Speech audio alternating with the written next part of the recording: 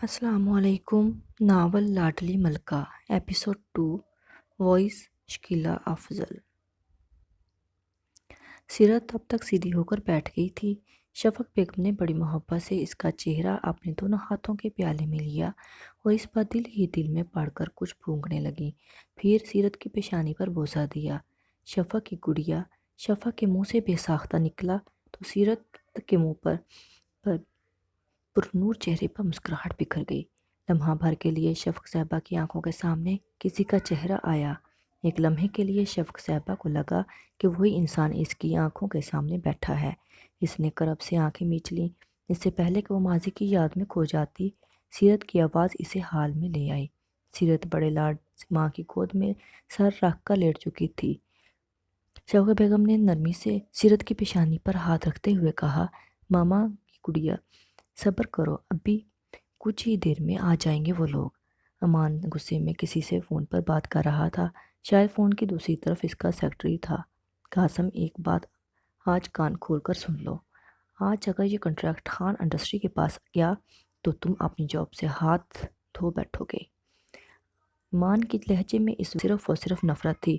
قاسم کی حالت اس وقت تک ایسی تھی کہ کاٹو تو بدن میں لہو نہیں۔ سر، ہم اپنی طرف سے بھرپور کوشش کر رہے ہیں، مگر اس سے پہلے وہ کچھ اور بولتا دوسری طرف سے رابطہ منقطع ہو چکا تھا۔ پورے آفس سے ہر ایک امان کے غصے سے اچھے سے واقف تھا۔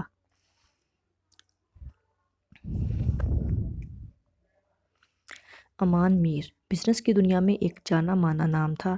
پچھلے 2 سالوں میں میر گروپ آف انڈسٹریز اور مغل گروپ آف انڈسٹریز کے پارٹنرشپ کے بعد امان نے دونوں کمپنیوں کو آسمان کی بلندیوں تک پہنچا دیا تھا، مگر آج بھی وہ اپنے مقصد میں پوری طرح کامیاب نہیں ہوا تھا۔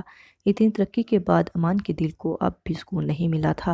امان نے موبائل اٹھا کر دوبارہ کسی کو نمبر ڈائل کیا۔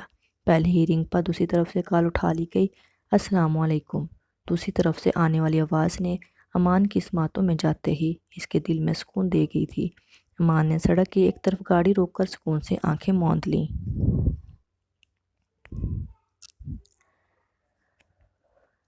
وہی تو تھی اس مغرور شہزادے کے دل کی ملکہ، جس کی آواز سے ہی امان کا غصہ ایک لمحے میں غائب ہو جاتا تھا۔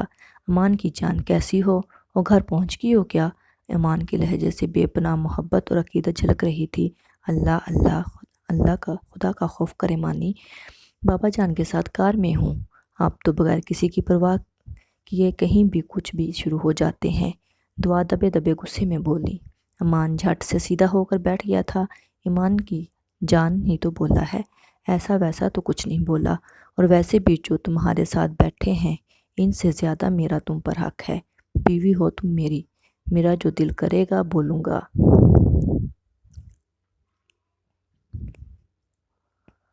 یہ کہتے ہوئے امان کی سرمئی آنکھیں چمک اٹھی تھیں اور چہرے پر پہلے والے غصے کی جگہ ایک دلکش مسکراہٹ نے لے لی تھی۔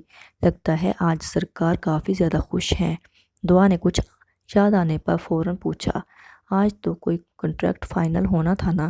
یہ سنتے ہی امان کے چہرے پر مسکراہٹ لمحہ بھر کو ہلکی ہوئی، لیکن وہ دوبارہ مسکراہٹ برقرار رکھ کر کے بولے، بیگم صاحبہ آپ فکر نہ کریں، وہ کنٹریکٹ تو میں کسی قیمت پر خان گروپ آف انڈسٹریز کے پاس نہیں جانے دوں گا۔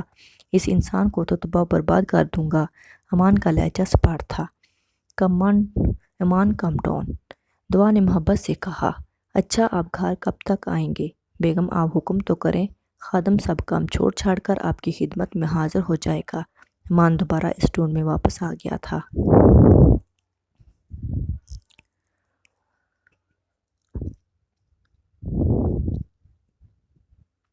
جی نہیں، جی میرے پیارے شوہر، اتنے تکلف کی ضرورت نہیں، دوپہر کے کھانے تک آ جائیے گا بس۔ پچھلے 1 ہفتے سے آپ نے گھر کا رخ نہیں کیا۔ ماما جان اور آپ کی چشمش مانو آپ کو بہت یاد کر رہی تھی۔ آپ کی مانو تو آپ سے خفا ہے۔ دعا نے مختصراً سارا حال امان کو سنایا۔ پچھلے 1 ہفتے سے امان بزنس کے سلسلے میں دبئی گیا ہوا تھا اور کل شام واپسی پر بھی اسے کافی کام مکمل کرنے تھے، تو گھر جانے کا موقع ہی نہیں مل سکا۔ امان نے سر تھام لیا۔ اوف یار، میں نے کل سیرت کا میسج دیکھا بھی تھا کہ بھائی فری ہوتے ہی مجھے کال کرنا، میں آپ کو بہت مس کر رہی ہوں، پر کل مجھے اتنا کام تھا کہ مجھے یاد ہی نہیں رہا اسے کال کرنا۔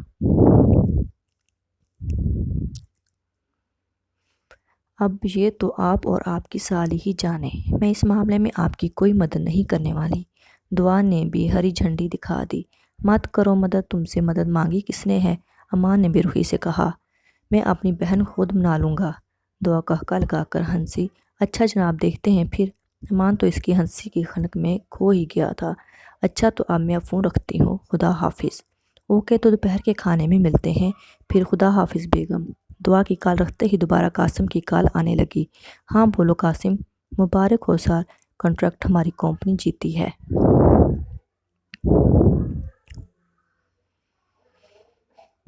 امان نے جوش سے کار کے اسٹیئرنگ پر مکہ مارا۔ یہ ہوئی نا بات۔ اچھا قاسم، میری بات ذرا غور سے سنو۔ میں ابھی لاہور میں آ رہا ہوں، پہلے گھر جاؤں گا، پھر شام کو آفس کا چکر لگاؤں گا انشاءاللہ۔ اور ہاں، آج دوپہر کو پورے آفس کا لنچ میری طرف سے ہے۔ امان نے یہ کہہ کر کال کاٹ دی۔ ارسلان علی خان، اب تم اپنی بربادی کے دن گننا شروع ہو جاؤ۔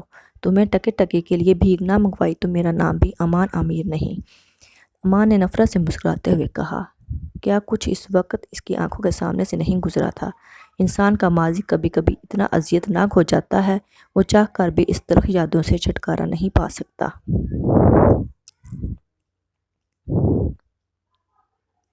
دعا نے گھر میں داخل ہوتے ہی سلام کرنے کے بعد اپنے چہرے سے نقاب ہٹایا۔ سیرت نے دعا کی آواز سنتے ہی ماما جان کی گود سے سر اٹھا کر دعا کی طرف بھاگی اور چہکتے ہوئے اسے گلے لگ گئی۔ دعا یار، تمہیں پتہ ہے میں کتنا ویٹ کر رہی تھی تمہارا، تم دونوں شوہر بیوی سچ میں بہت برے ہو۔ سیرت اب اس سے الگ ہو کر واپس ماما جان کے پاس بیٹھ گئی تھی۔ جی ماما جان، اپنی بیٹی اور داماد کو بتا دیں میں خفا ہوں ان دونوں سے۔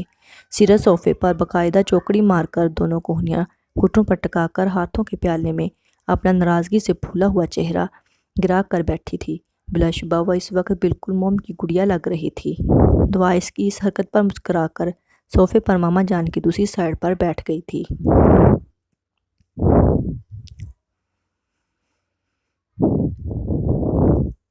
شفق نے پیار سے اپنی جان سے زیادہ عزیز بیٹی کی پیشانی چومی۔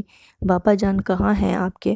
وہ ماما جان، بابا جان کو آفس کا کوئی بہت ضروری کام تھا، ہیں آپ کو تو پتہ ہے امان ابھی تک واپس نہیں آئے۔ دعا نے اداسی سے بولا تھا۔ امان کب آ رہا ہے؟ آج دوپہر تک انشاءاللہ۔ سیرت امان کے نام پر خوشی سے چہک اٹھی۔ دعا واقعی بھائی آج آئیں گے نا؟ سیرت نے معصومیت سے پوچھا۔ ہاں بھائی کی چشمش، امان آج آ جائیں گے۔ کہنے کو تو دعا اور سیرت دونوں جڑوا تھیں، لیکن دونوں میں زمین آسمان کا فرق تھا۔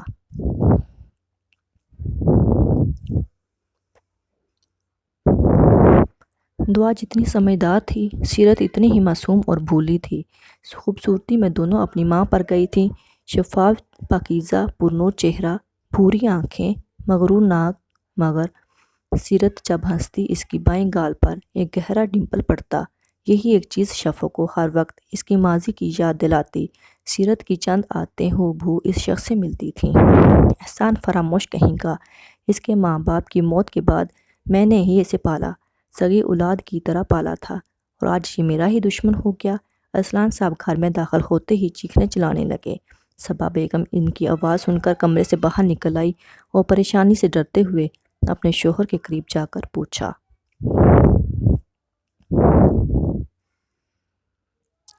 کیا ہوا ارسلان، غصے سے آگ بگولا کیوں ہوئے جا رہے ہیں؟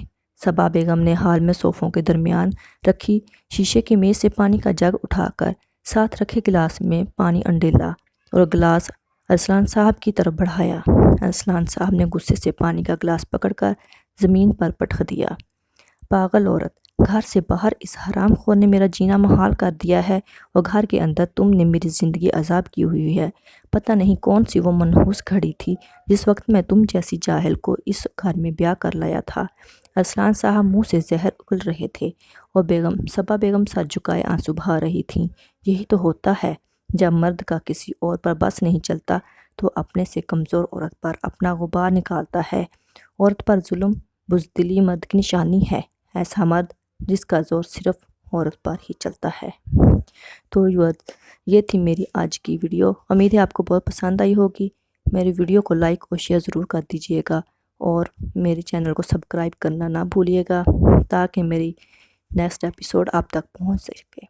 آپ کا بہت بہت شکریہ۔